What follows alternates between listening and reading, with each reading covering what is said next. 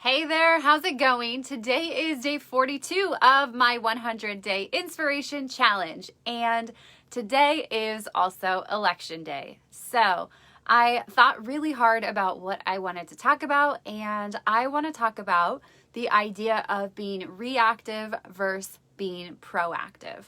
So obviously there is some chaos, there is some tension, there are some anxieties, some fears that are happening right now in our country, in the US, because of the election.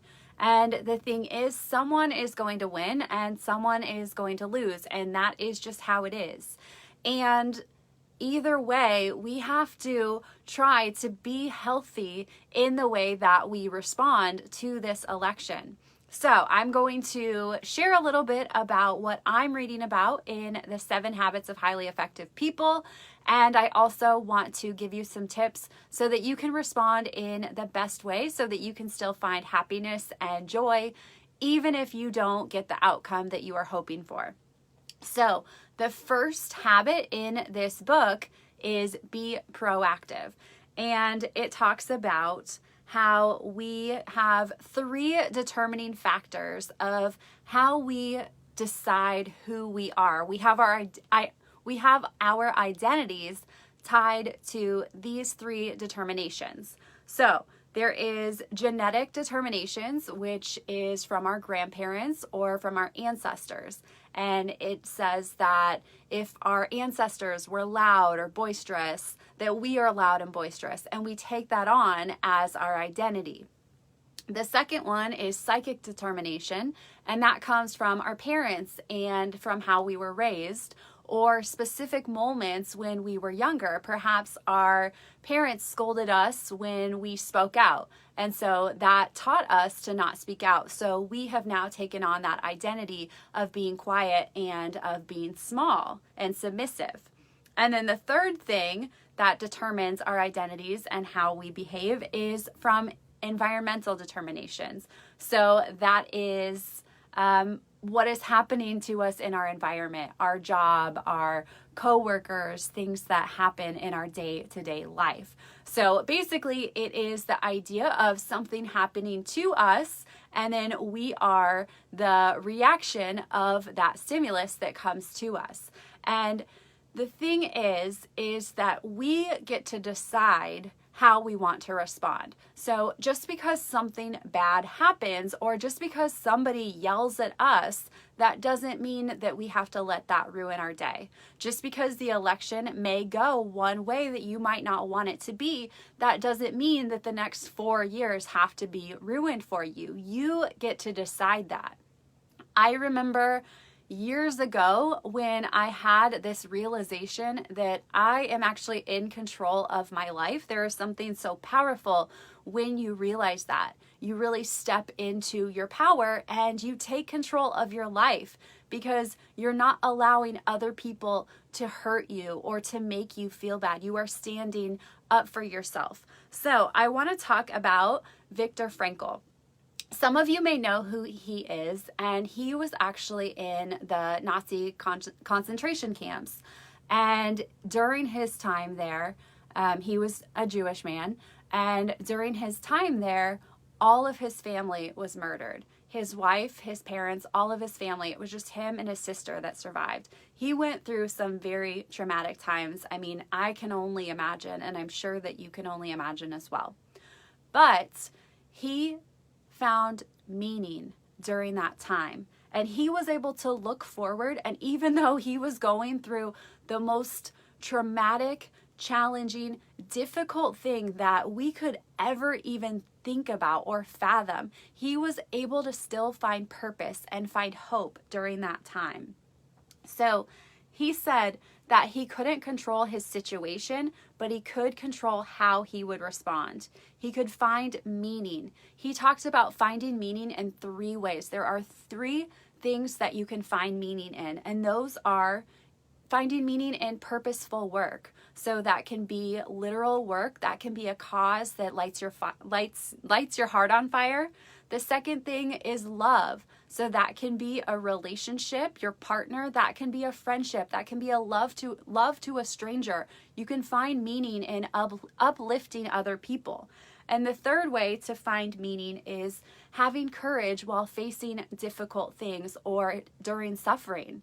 And so those three things, those are the three ways that he was able to find meaning and was able to then have hope to look past all of the challenges that he was going through during that time in the concentration camps. This really was able to give him that hope, and he was able to have a more positive outlook because it didn't matter what was happening around him. There was terrible things happening around him, but he was able to create meaning within himself. And so he was able to show other people that they could have meaning as well.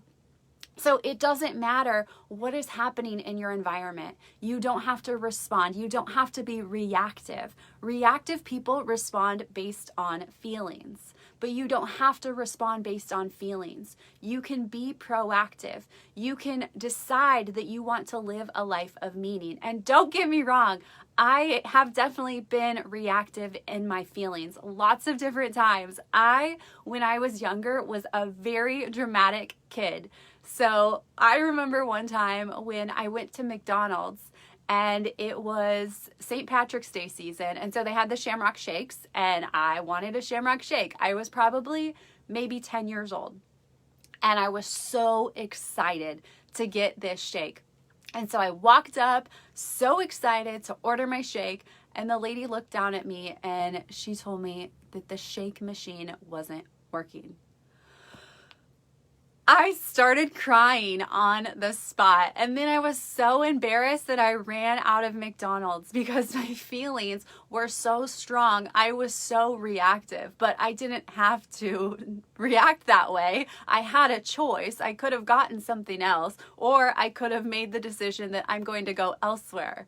But in that moment, my feelings were so strong. So I am somebody that has strong feelings. I am somebody that has to be intentional. So if you are reactive and if you feel that your outside circumstances are making you feel worse or sad or angry, you need to step back and you need to realize that you have a choice. You are an empowered human being, and you don't have to let those things upset you.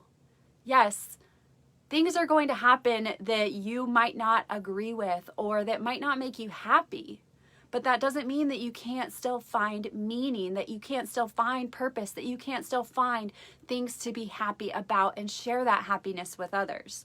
So I have 2 tips that are going to help you to be less reactive and find purpose in your life. So, and I want you to think about these tonight, tomorrow, the next couple days, especially if this election doesn't go the way that you want it to be. So the first thing is pay attention to your feelings, right? Awareness is always the first step. Are you quick to react? Are you quick to respond? Are you quick to be defensive? I know it can be challenging to look within yourself and admit these things that might seem like negative things, but admitting them is the first step so that you can overcome these shortcomings. And who wants to be miserable? You can move beyond these things. You can find happiness beyond what's going on around you. So paying attention to how you're feeling, and I'm not saying that your feelings aren't valid. They are valid. And they need to be talked about or heard. So whether it is talking to somebody or journaling about them, getting them out of you so they're not having power over you. So that is the first step, is to pay attention and to talk about or journal your feelings.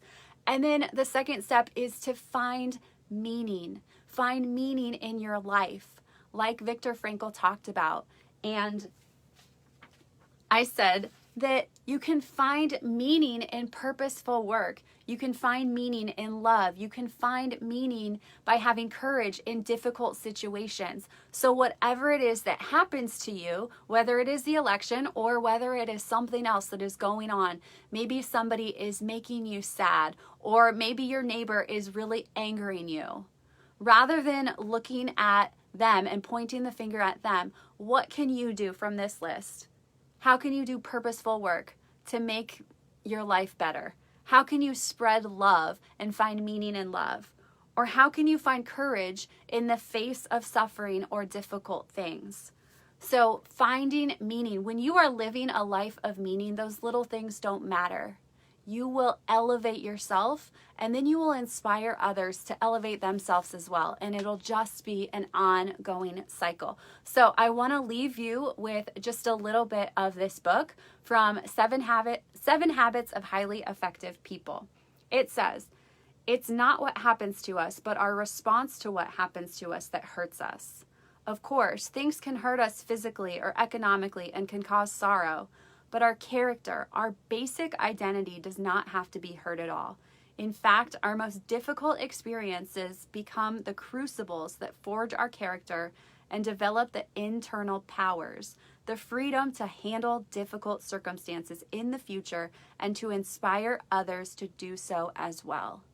So, whatever happens, whether it is what you want or what you don't want, think of it as a blessing, as an opportunity to grow, as an opportunity to face something new, because as you go through hard things, you are sharpening the edge, you are sharpening the knife, you are growing stronger through that hard thing. Stand up for it and inspire others to do the same. Keep showing up for yourself every single day, because regardless of where you are, if you show up for yourself, there is nowhere that you can go but up. And if you want more free resources, you can head over to my website, showuptogoup.com. I will see you tomorrow. Bye.